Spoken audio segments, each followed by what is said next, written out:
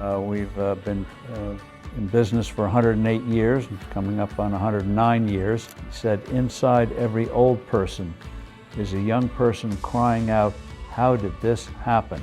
Another one was running for president of the United States. When you do that, it's like going into an American football field with no rules. Things don't always work out the way you think they should, but you don't retire. Life is not a dress rehearsal, and you get one chance. Vítajte v ďalšej časti WinsonCastu. A toto bude fantastický podcast, pretože jeho hosťom je absolútne unikátny a jedinečný Steve Forbes.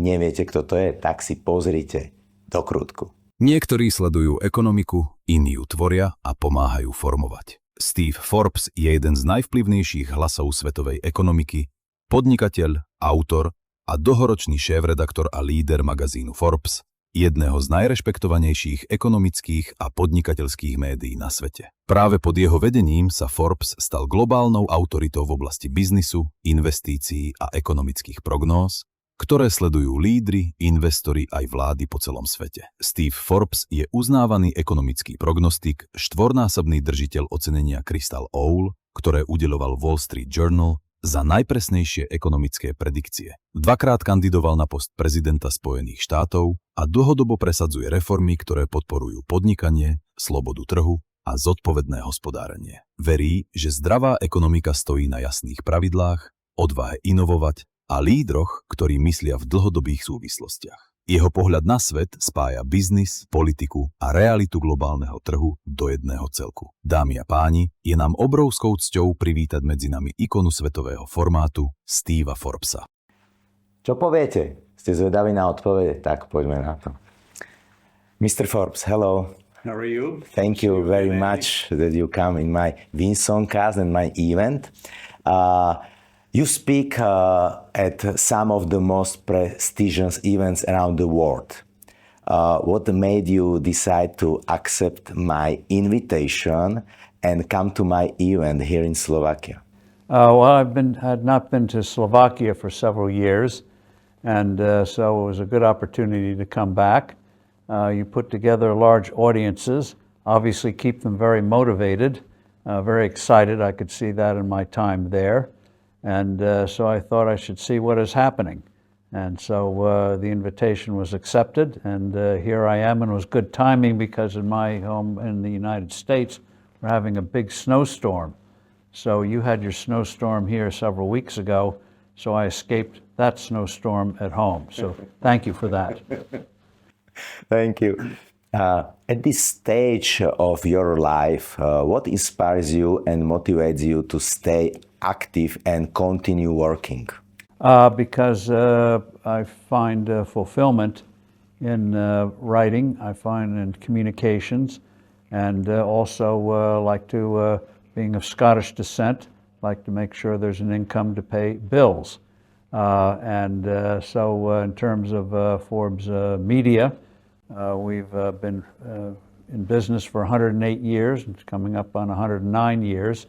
Unfortunately, I won't be here for the next 108 years, but I intend to help out on editorial, on marketing, coming up with new ideas because the environment, economic environment is always changing. This is big power. And your wife, I think, no? It's your motivation. She, my wife, we have 5 daughters, and she raised them well, and I try to do what she says. Happy wife, happy life. I will take it. It is idea. What is the most important thing in your life today, and what was the most important thing for you when you were 30 years old? In terms of the most important thing, of course, on the personal side is one's family. We have grandchildren as well, and so you want to do what you can to create an environment where they will have a good future, possibility of a good future. And in terms of looking ahead, I'm hoping that technology will make it possible to live more and more years. And so perhaps I can come back to Slovakia, especially if I hear of a snowstorm coming. What was the most difficult? By the way, in terms of 30 years ago, I hate to think, I can think back 30 years. The time goes by very quickly. My age, one remembers what Mark Twain, the great American humorist author, said. He said, "Inside every old person is a young person crying out, 'How did this happen?'" And in terms of challenges, succeeding my father, who was a larger-than-life figure, he was a great motorcyclist. Loved riding motorcycles, but I still consider myself too young to ride motorcycles. My grandfather was motorcyclist too. Yeah. What was the most difficult moment in your life, and what helped you get through it? There have been several. One was when my father died suddenly, heart disease, succeeding him and making sure the company stayed on track and moved ahead. That was a surprise and a challenge. Another one was running for President of the United States. When you do that, it's like going into an American football field with no rules and no referees, a very rough arena. And but we did get some good ideas across, like the flat tax, and I think ideas such as getting patients in health care, more control over their health care, good things, but we didn't succeed. Rough campaigns, but I learned a lot. But in life, as my father liked to say, you usually regret not what you did, but what you didn't try. Amazing. Is there something you strongly believed when you were younger that you later realized was wrong? Well, in terms of your economic philosophy and things like that, yes, things always change. I once thought as a youngster 40 was old, and now I think 80 is not old anymore. But the thing is, you should be always learning, getting new facts, but also you take a look at the world. Things don't always work out the way you think they should, but you don't retire. You keep moving, and you keep trying to have people have the opportunity to do better. I consider myself politically an agitator, trying to get proper policies done. But for a larger purpose, as people have said, life is not a dress rehearsal, and you get one chance. And so you should have the opportunity where artificial barriers are removed, so you have an opportunity to discover what you're good at. People are good at something. And then the opportunity to recover if you make a mistake. Life never moves in a smooth direction. You're always going to get setbacks along the way, but it's easier said than done. But if you make an effort to get back on the feet, you have a chance to move again. Is there something you are or were afraid of, and how did you deal with it? Well, running for public office, I had no intention of doing it, but circumstances came about, and I gave it I used to head an organization called Empower America. It was a think tank and involved a man named Jack Kemp, who served in the Bush cabinet and Congress. He was the inspiration for Ronald Reagan's tax cuts. And so with this organization, we all thought that he was going to run for president in 1996. But he brought us together before the campaign and said he was not going to run. And so I decided who else was out there who shared his philosophy, Ronald Reagan's philosophy of free markets, growth. and didn't find anyone to my satisfaction. So instead of complaining, I decided to try it. But that's quite a leap. But sometimes things happen in life where circumstances are such you do something even if you didn't anticipate doing it, and you may feel, well, I should have had more time to prepare, but life doesn't always go the way you want. You just have to leap in and do it. Wow, wow. If you were starting again today from zero, without money and without contacts, what would be your very first step? Learning what I'm good at, and then trying to find ways to do it. And there's more than one way to do it. My grandfather always knew he wanted to be a business writer. He was in Scotland, one of 10 children, grade school education. And when he emigrated to the United States, no one would hire him.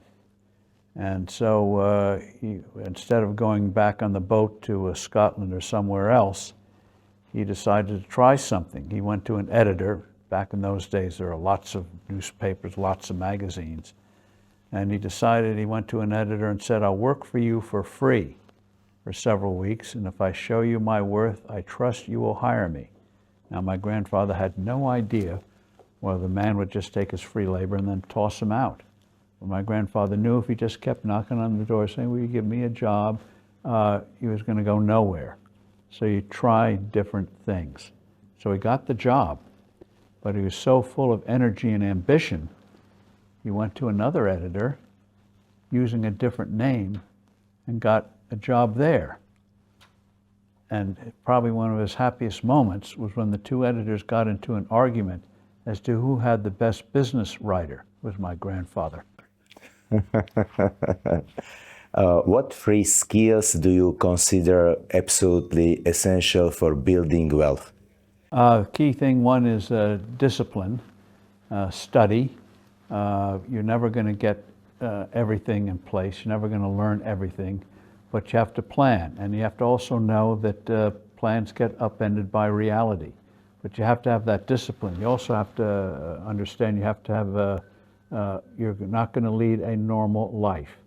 If you want to work 6 or 8 hours a day, fine. But if you want to start something, you have to work 24 hours.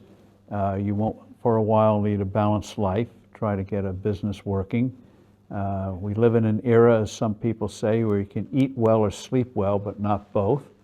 And then you're the last one to get paid. You have to pay the workers, you have to pay the suppliers, you got to keep your investors happy, and then maybe there's something left over for you.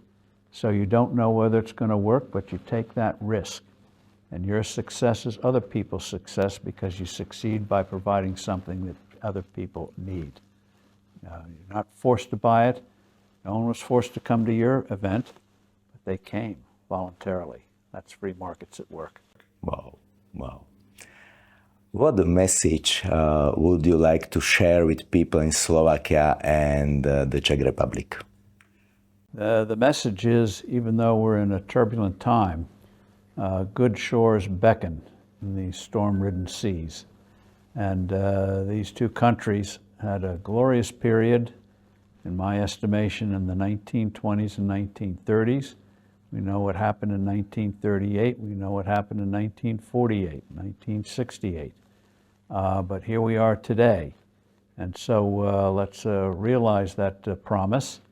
And I think both economies can be equivalents of Switzerland, Singapore, and be dynamic. Even though they're small, they can be, by having the right tax regime, right regulatory regime, and an environment that realizes people create wealth, not bureaucrats, both have a good future. Mr. Forbes, thank you very much for your time, for your messages, for your work, and you come to the Slovakia. Thank you very much. Thank you. Thank you. Priatelia, verím, že tento podcast bol pre vás inšpiráciou a budem veľmi rád, keď mi napíšete, čo z toho, čo pán Forbes povedal, bolo pre vás najsilnejším momentom alebo nejakým aha alebo nejakou myšlienkou. Ďakujem, ak sa vám to páčilo, zdieľajte, lajkujte.